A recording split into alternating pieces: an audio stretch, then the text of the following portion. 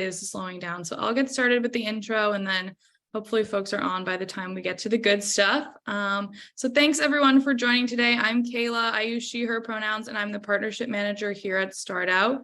Thank you for joining our Perfecting Your Pitch event with Y Combinator. We're super excited to have so many of you here today. Sorry about that. Okay, perfect. For those of you who this might be your first Start Out event, I just want to share a little bit about the organization before we get started. Start Out is a US-based nonprofit organization. We were founded in 2009 and focus on LGBTQ+ entrepreneurs and startup founders. Our mission is to increase the number and impact of LGBTQ+ entrepreneurs and also to amplify their stories, ultimately driving the economic empowerment of the queer community. Over the past 10 years, we've built a community of over 18,000 members, and we support over 400 entrepreneurs each year. Just to show a little bit more about our programming and reach, so we have our Growth Lab, which is the only LGBTQ+ specific accelerator. The 56 graduated companies have raised over $756 million in funding. We also have a mentorship program with over 300 mentors. Our Access to Capital program has over 300 investors receiving deal flow of our founders. We also host 50 events every year, just like this one. So be sure to check out the website after the fact if you want to find your next Start Out event as well. Start Out is also able to do events like this one and all of our programming because of our corporate sponsors. So I just want to thank those who made this event possible today. And now we'll introduce our speaker. So we have Kat Mañalac from YC here today, here to share about perfecting your pitch. And Kat is the head of outreach at Y Combinator. So we're super excited to have all the knowledge that she has to share. And yeah, thank you so much, Kat, for being here. We're really excited, and I can hand it off to you now. Awesome. Thanks. And hi, everybody. Nice to meet you. I'll be sharing my screen in a second, but first I wanted to get to know you guys really quickly. So first, how many of you are at idea stage? So you just have ideas for startups, press 1 in the chat. Okay. And so how many of you have a prototype stage? So if you built something that maybe I could test out, press 2. Cool. Okay, nice. How many of you have launched products? That you'd press 3. Awesome. And how many of you have already started? Oh, congratulations, Spencer, on Thursday. How many of you have already started fundraising? So press 4. All right, quite a few of you. And how many of you have applied to YC before? Press 5 to give me a sense. Okay, it's just a few. And are any of you thinking about applying to our winter batch? Press 6. Cool, love that. Okay, I'm gonna share my screen really quick. And you are all welcome to ask questions. I'm happy to answer anything. I'll probably get to them after my presentation. So just feel free to drop the questions in the Q&A. So I can check them all out after. All right, so sharing my screen. Okay, can you all see that?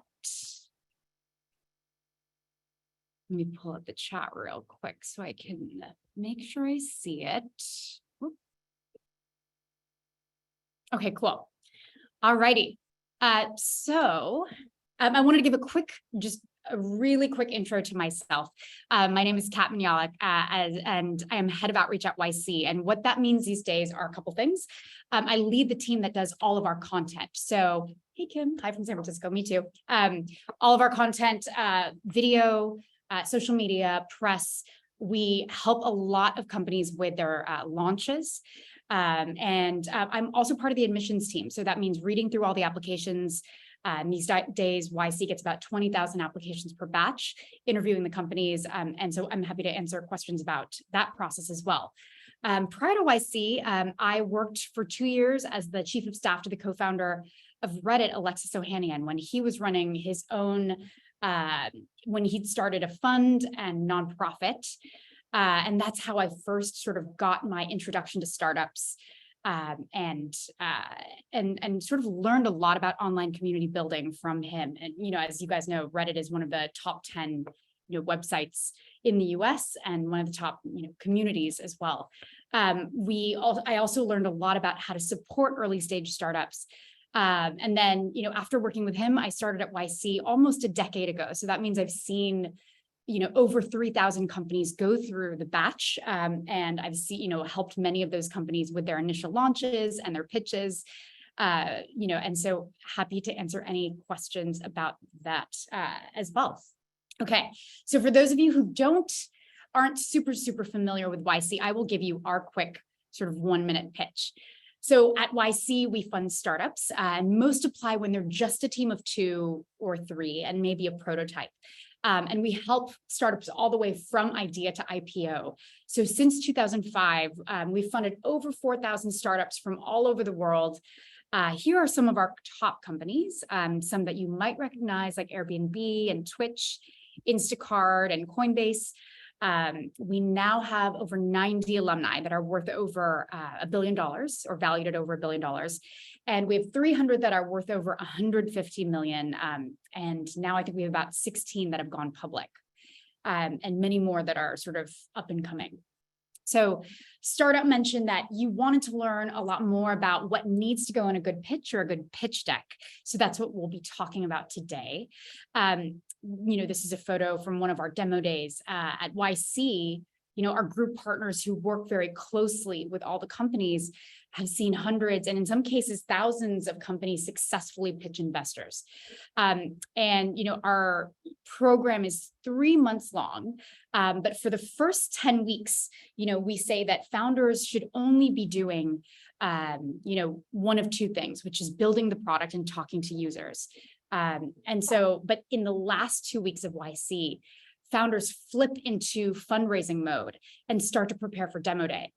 So the companies that go through YC get a lot of individual insights from their group partners, as well as lots of feedback and practice.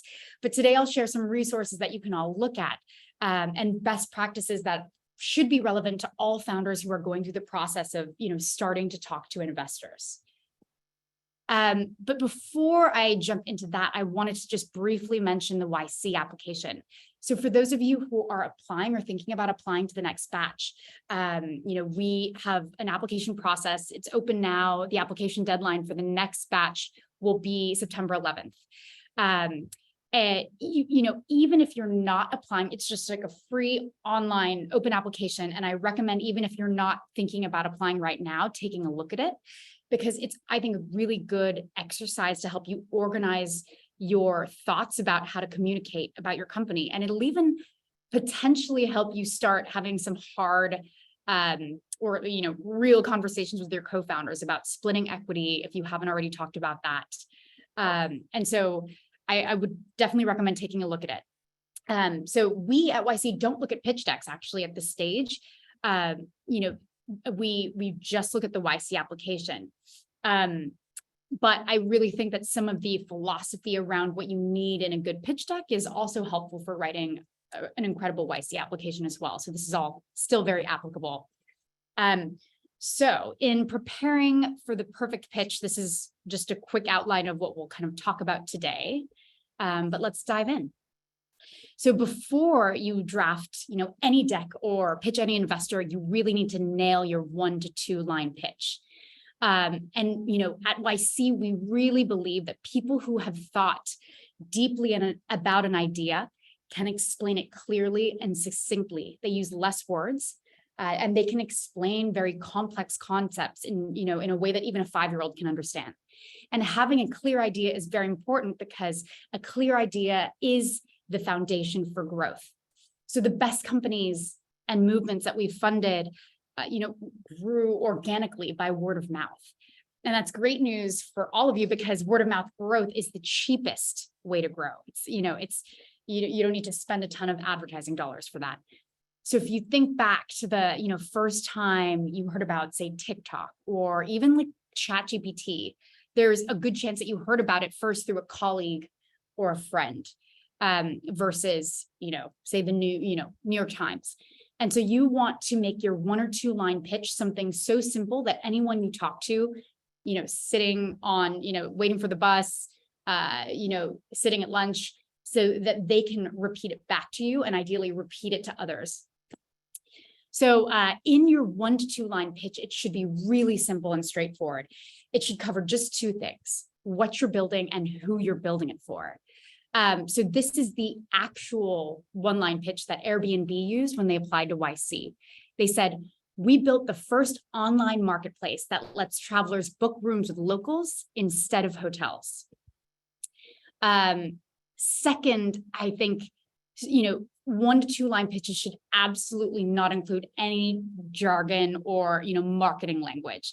This is a tweet that Gary Tan, who's now our president, put out, and he said, basically meaningless jargon is the number one issue I, help startups with. It's something that we see litter a lot of 1-line pitches in YC applications and investor decks.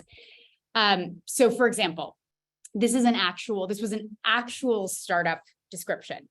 It was, IndieCloud is a know-how synergy platform. So don't say shit like that. That has no informational content in it.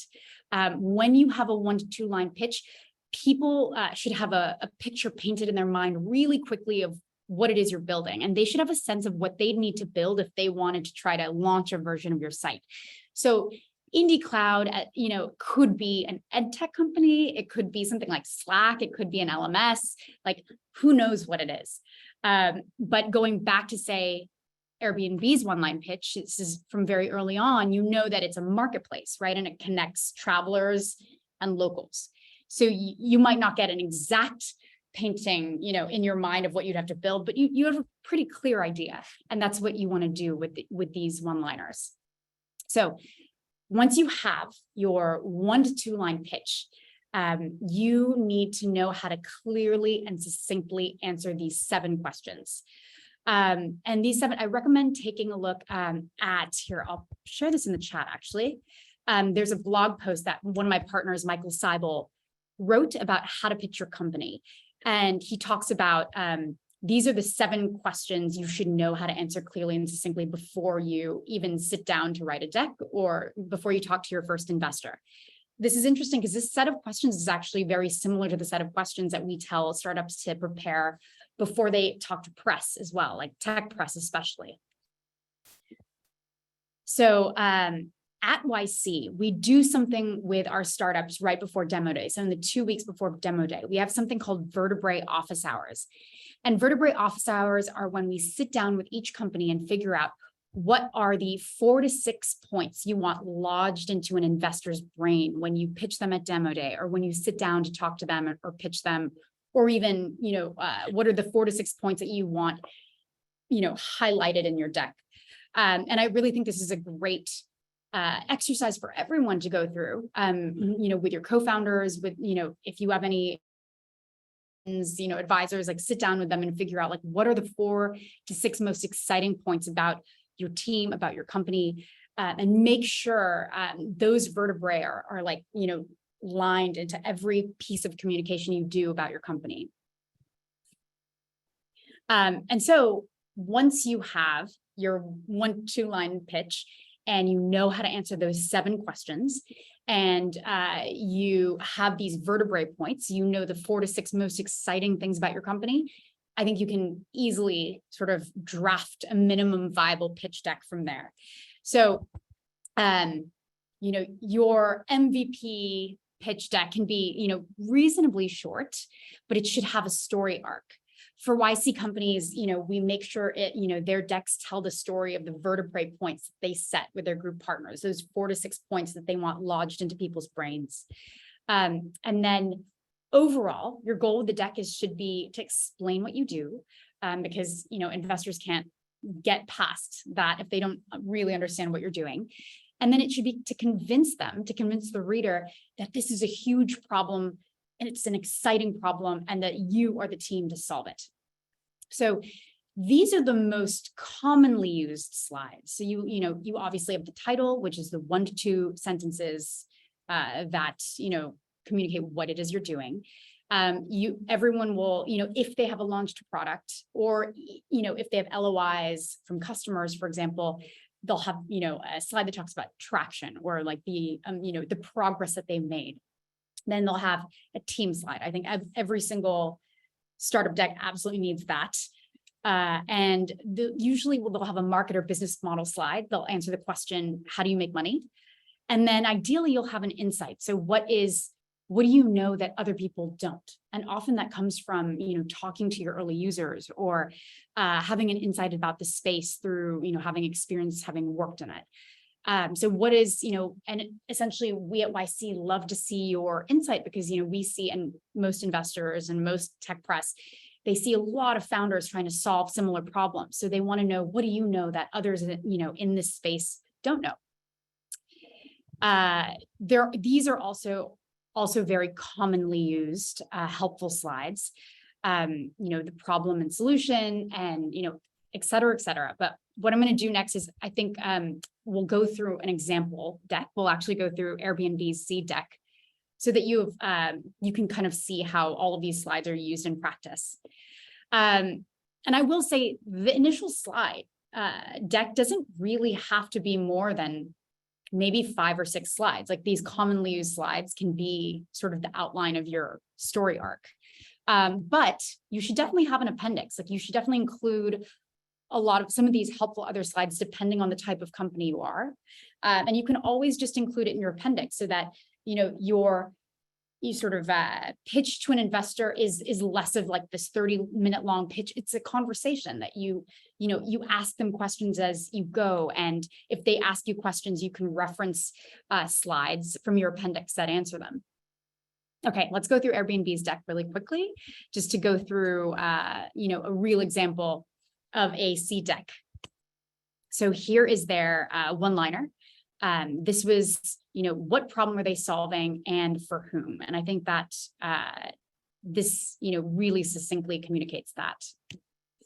Next is the problem. So if you think back to when Airbnb launched in their early days in say 2008, 2009, people didn't really understand the space. They came and they pitched Paul Graham and Jessica Livingston, and Paul Graham said, what is wrong with people that they want to, sleep on someone's floor? That sounds crazy. And so they really had to it wasn't an obvious problem. So they had to sort of lay it out back then. And then the solution. So this ideally is, your insight. So, I would say like one thing, what is like your special insight into solving this problem? And then one thing I might note here is that if you notice, like, it's great to focus on one idea per slide. If you're trying to make multiple points in a single slide, it's worth splitting it into multiple. So, problem is one slide, solution is the next. And so next, it's like the big question of the day, back then was, is there a market for this, right? And so they showed, and they kind of preempted that question. They knew everybody was like, does anyone even want this, right? Is this something that people want? And so they had to show that there was a market, there were some people in the space early on. There was couch surfing. There was, Craigslist had, temporary housing listings. So there was a nascent market for what they were building, and they had to make this point really early on. They also tried to showcase that, like, here's the market size. And we'll talk a little bit about like TAM and, and that as well. Product, I don't think this is an absolutely necessary slide. I think something that I might have like potentially put in the appendix, but I think it's if you have a product built, it doesn't hurt. Business model. So this is the how do you make money question. And so this is an important thing to have. You should have a crisp story about how you could get big. So I wouldn't just talk about TAM necessarily, which is total addressable market, which they had, in their previous slide. I think you could talk about, your go-to-market strategy and other companies that you've modeled your go-to-market after. And they, Airbnb kind of did this in some subsequent slides. So they talked about a little bit about that here. So this is how, they're approaching getting users through, events they were doing, through Craigslist. They showed that there was competition. This I don't think is an absolutely necessary slide, especially if you are in a hot space, or if like people are familiar with the space you're in. It's sort of like, this is, people know it. But at the time, again, Airbnb wasn't, a foregone conclusion. Their competitive advantages. Again, maybe an appendix slide that I would have included. Absolutely important team slide. They had, a software developer on the team, 2 designers. They, they had all their highlights. This is answering like, why are you the team to do this?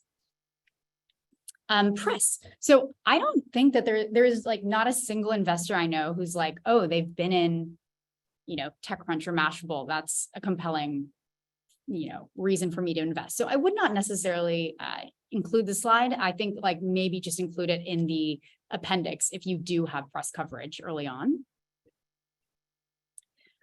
User testimonials. So I do think user info about your users, if you have them, is great. Obviously, if you have a launched product, engagement and retention and those types of metrics are really compelling. So if you have a very engaged user base, if people come back and in Airbnb's case, if people were renting Airbnbs, more than once, I think that was a compelling thing to include.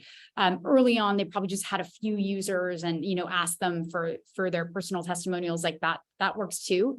If you're a B2B company, you might want to include a customer slide if you have recognizable logos as customers, or you could have testimonials or case studies as well. And then this is the ask. So this is, they were raising a 500K angel round, and, this is sort of their projection. And that's an important thing as well. We'll talk about next steps after a pitch after this. And so, so that was their full, seed deck that they went out to investors with. And so it wasn't, incredibly long. And even some of the slides they did include, I think could have been included in an appendix.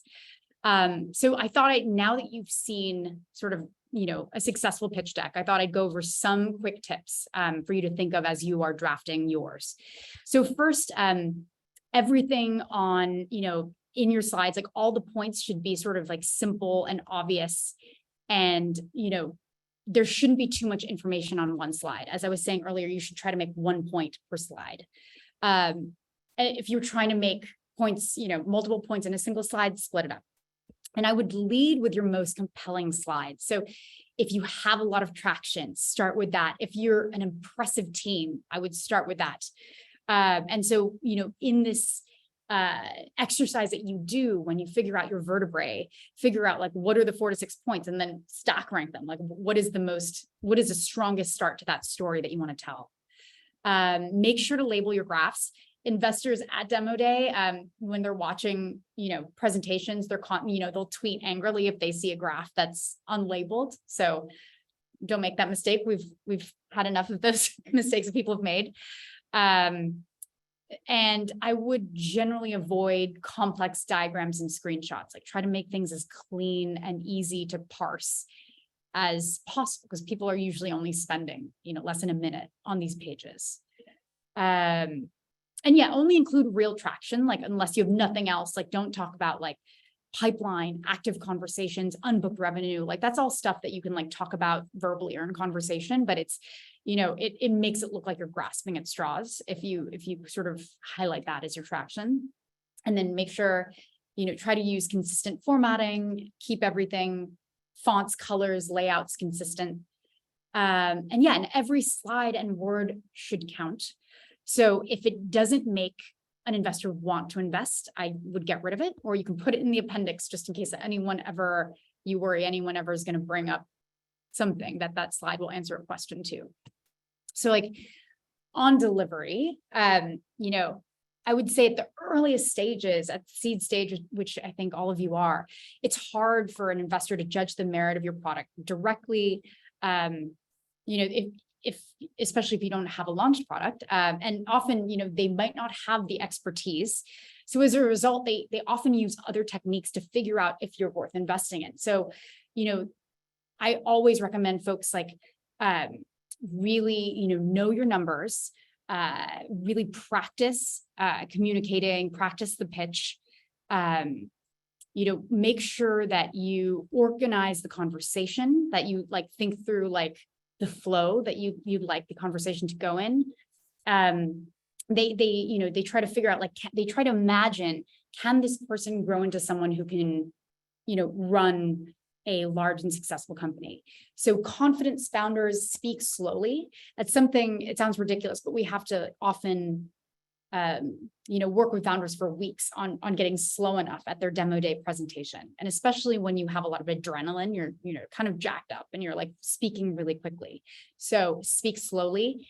I would engage with the investor throughout the conversation. So don't make it a straight 30-minute, talk through. I would do a little research on the investor, understand who they are, what some of their interests in, who they've invested in before in the space. And so try to make sure, try to ask them questions as you go throughout your deck. Because the best sort of investor meetings are conversations. Like, the best YC interviews end up being sort of like office hours versus just straight pitches. And let's see. I think what I try to do, with founders is also try to preempt the hardest questions they could potentially ask you about your company or your space. And, we also do this with press as well, like try to figure out, like, what are the 10 hardest questions that anyone could ask you. And then just have an internal FAQ that you sort of write and know how to answer. So you're ready for any of those questions, like no matter where those questions come from. All right. And let's see, I would say, okay, so for next steps, there's like, I would never leave an investor meeting without like a next step. So if someone says like, hey, that was great, I need to think, through this, say, that's great. Can I follow up with you a week from now? Or can I follow up with you, 2 days from now to, if you want to hear more. So make sure you never sort of leave that room without a next step. And make sure to have that ask. Like a lot of, first-time founders like don't actually like include the ask for like what they're raising in their deck. And so, make sure to have the ask in there. And so that, and you can even ask the investors like what they normally like, what do you normally come in at? Like, what's their typical investment size in a company of, your size? Like you can certainly ask them questions like that. So yes, never leave an investor pitch without the next step that you can, go on with them. Even if that's getting a quick no, I would say, you should go for it. Okay, so I'm going to stop sharing my screen real quick and I'm going to jump into your questions. Okay. Oh, okay, let's see.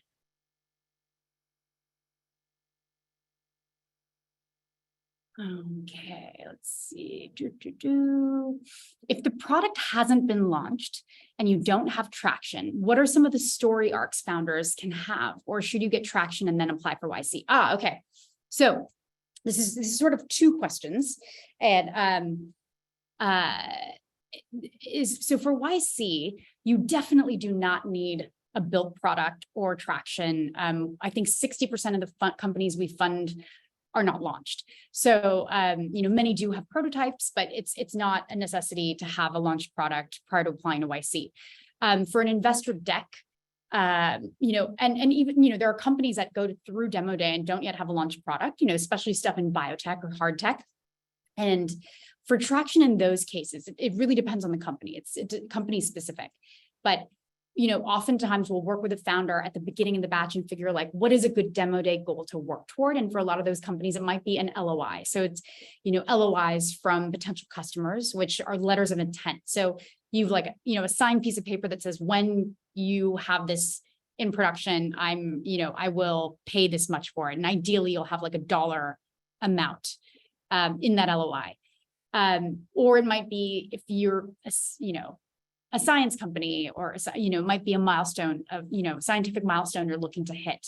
So you definitely don't have to have specific traction numbers if you don't have them. But of course, it helps if you're a software company to have a launched product with traction. But yeah, you do not need traction to apply to YC. I'm looking really quickly at the chat. I heard from a friend today that YC is accepting AI applications in the last day is tomorrow. I see this info in YC's portal too. Is it a special application process or the normal process? So we just launched on Friday, and it's sort of an off-cycle early round of interviews for AI companies. And it is the normal application. So you would go to ycombinator.com/apply, and you'd apply there. And we're going to be doing a special round of interviews this Friday, I believe. And then, if you don't get in, if you apply and don't get in, you still have, a shot of getting into the winter batch if you apply during the normal cycle. So the normal cycle deadline is September 11th. But if you're working on an AI company, I'd say there's literally no harm in applying right now, and you might get early access to YC through this sort of special interview cycle. Okay, let me jump in. What are the top 5 things a company or product should do when starting community building? So to be more specific, what approach to use from the first 1 to 100, and then like on and on. A lot of the companies in YC will launch, their first products, to the YC batch. So that's like, their kind of cohort of companies. And then they use Bookface, which is our internal, we have an internal Facebook essentially that connects all the founders we've ever funded. So it's about 10,000 founders now. And our founders usually launch there. So that's essentially launching to your networks. If you're not part of YC, if you have, say, a university network or, even friends and family, I would say figure out like who your early users are and like what communities they essentially live in. One of my partners, she started a company that was looking at building a device that could detect ovarian cancer early. And she was like, I didn't have, her customer was going to be doctors or OBs.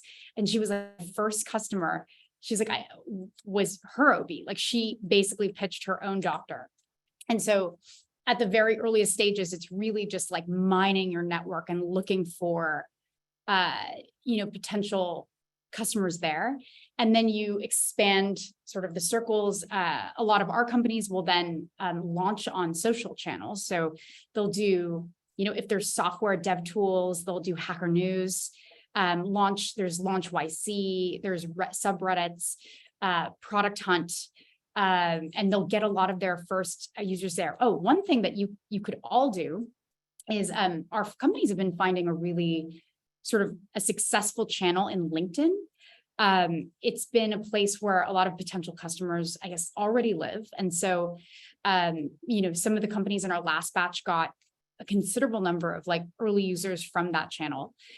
So yeah, you kind of go from there. And once you've identified like who are these like perfect target users, then you essentially look for like, how do you find more of those exact people? And then we really, during the batch, our founders spend a lot of time like reaching out directly to every user. There's a saying we have here that's, you should find, 10 people who really love your product, like build something that 10 people are obsessed with and would be sad to see go, versus 1,000 users who are just kind of okay with your product, because those 10 people will become these viral users. And you can probably find more people like that, and so let me jump to the next question.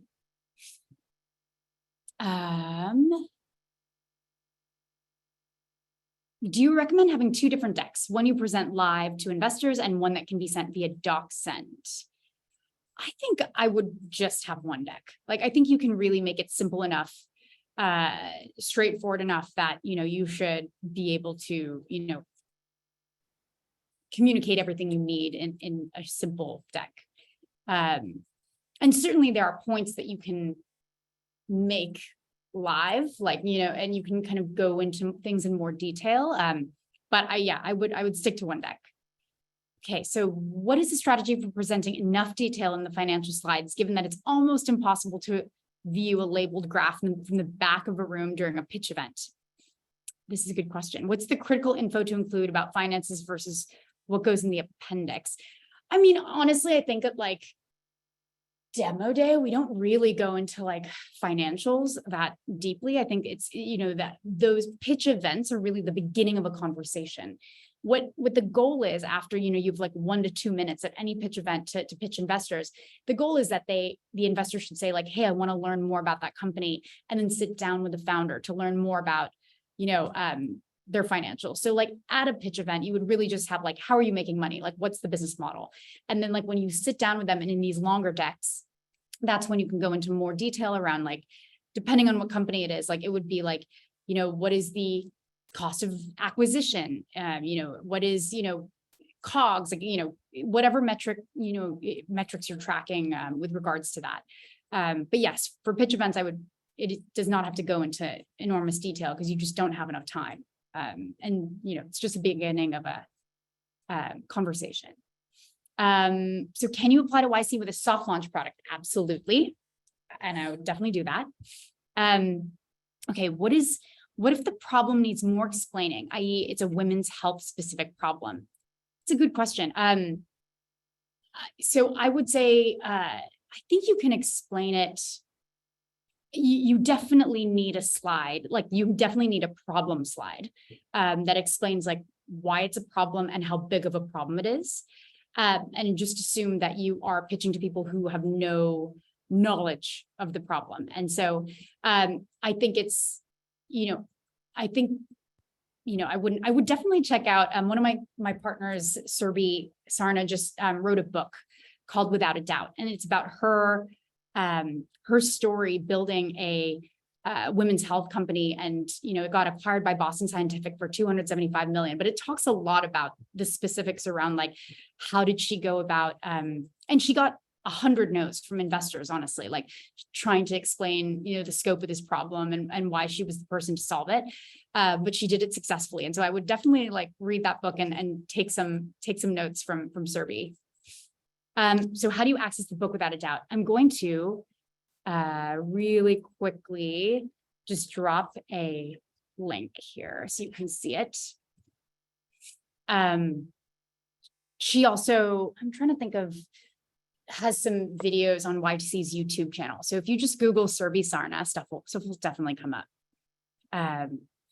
So next question, what level of details on funding should we share in the pitch deck? So your ask slide. So I would say it's like you make sure to have like, how much you're raising, and like really, I don't know that you need to have too much more detail. Like you could go into more detail when you speak in person. You can, and if you have like, I would go with like at YC, like normally we have like, here's the target that you'd like to raise. And then the backup, like if you don't raise that, there's like another amount that you just absolutely need to keep going. And so I would always go with like, what is your target amount? And hopefully, you've talked to some people that can help you set that number for yourselves. Does YC help if a company is not registered yet? Yes.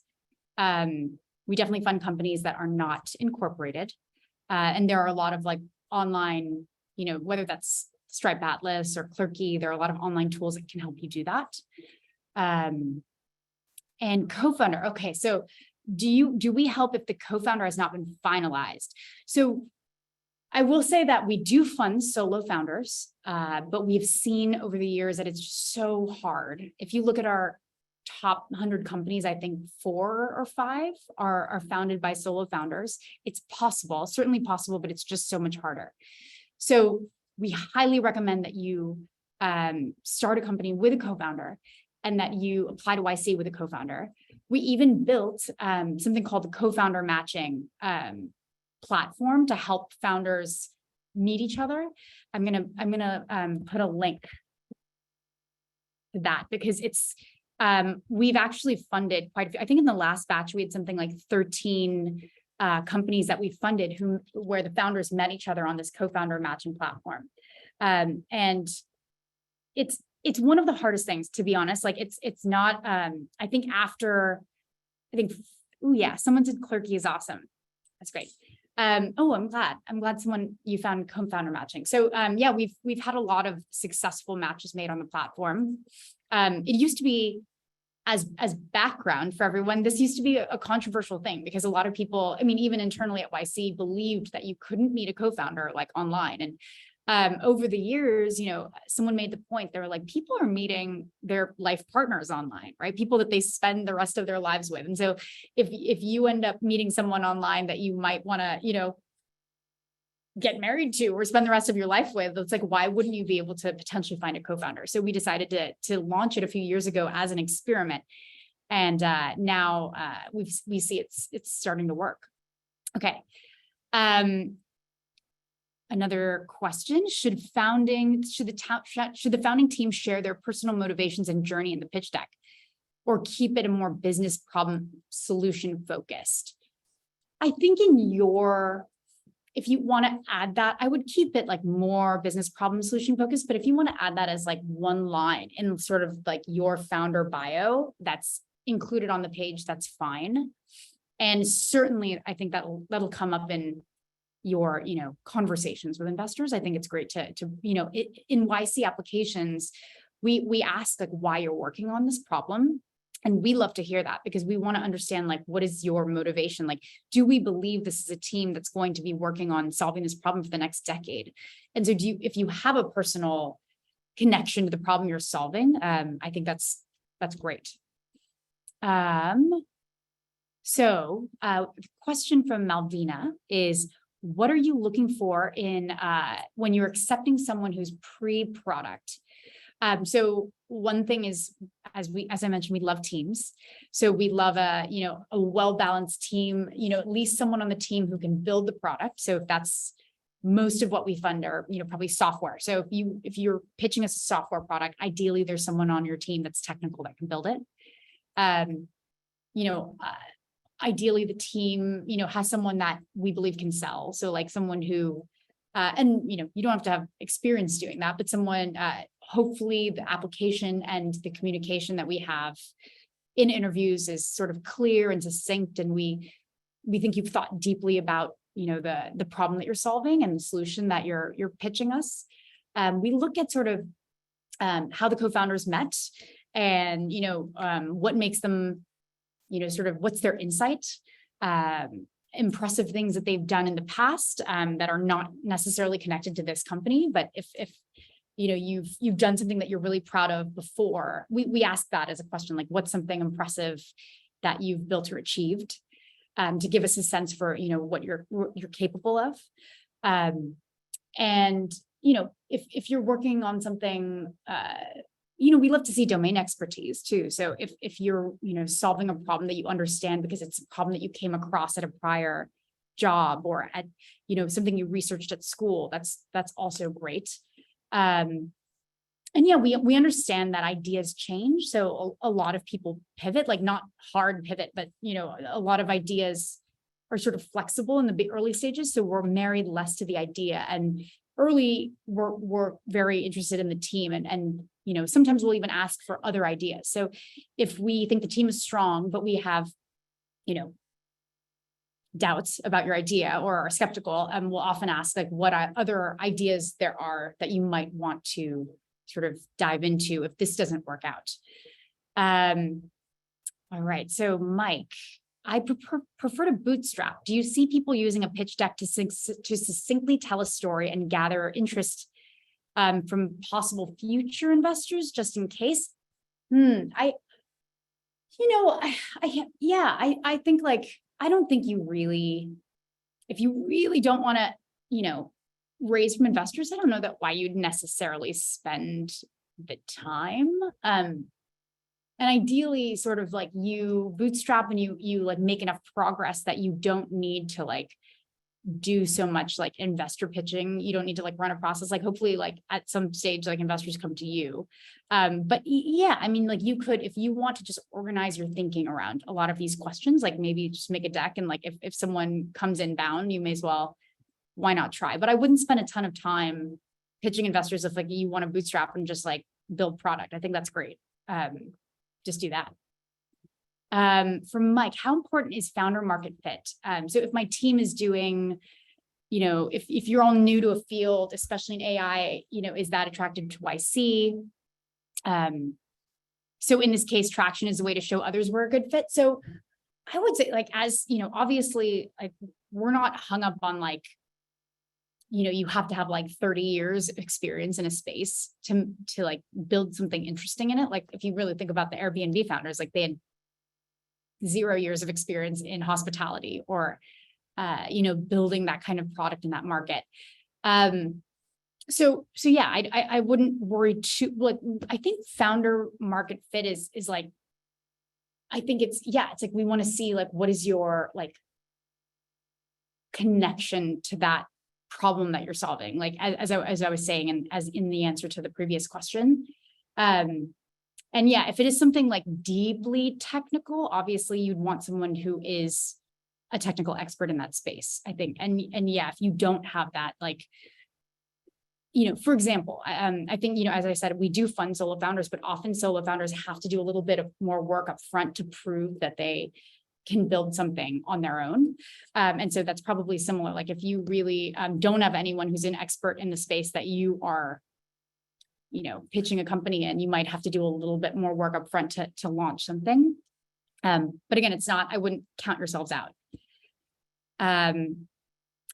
Is the AI application the same one for September? So yes, they're the same application as I mentioned. Let's see. If you are in an industry that is more regulated, specifically healthcare, to what extent do you need to show clinical trial results, regulatory approvals, patents, HIPAA compliance?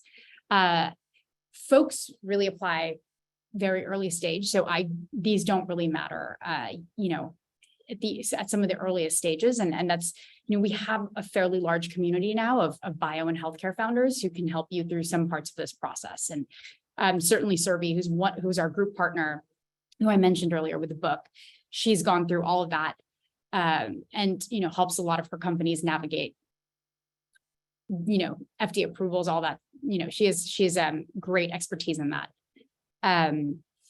Okay, so Felix asks, for a Web3 project, does YC only invest in equity, or can it be in the combination of equity and tokens? So we have a standard deal.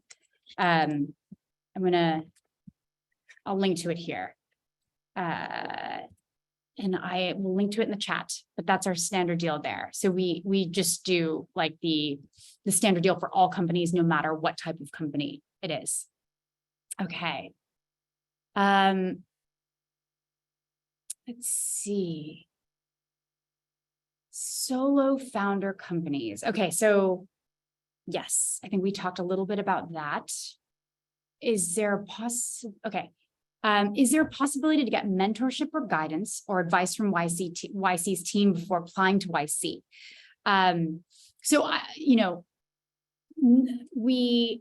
So many folks these days apply that we can't give like personal feedback to everyone prior to their application. If you get to interview stage, we do give feedback. Like, if you get in, obviously you get in. And if you don't get in, then we send you specific feedback on why that is. And then a lot of companies will go and sort of iterate based on that feedback and then come back and apply again. And if we see that they've made a lot of progress since the last time they applied, then that's a great signal. And we often ask them to, interview again. And I will say, for anyone who's applied to YC but not gotten in, I would definitely apply again. I think something about like over 50% of the companies that we fund have applied and have a founder on the team that has applied more than once. So don't count yourselves out if you've been rejected, once by us. Let's see. And yeah, I will say, like, if you know YC alumni, they're extremely helpful. And so I would definitely, take a, reach out to them, reach out to the alumni and ask them for feedback on your application or any advice. If you get to interview stages, they can help with that. All right. So it says, Nicholas, I'm not sure if you're still there, but I think only half of your question came through, but it was something about something like a crowded space. You said something like in mental health where a 2.0 solution is needed. I think only half. So if you want to put your question in chat, feel free. Let's see.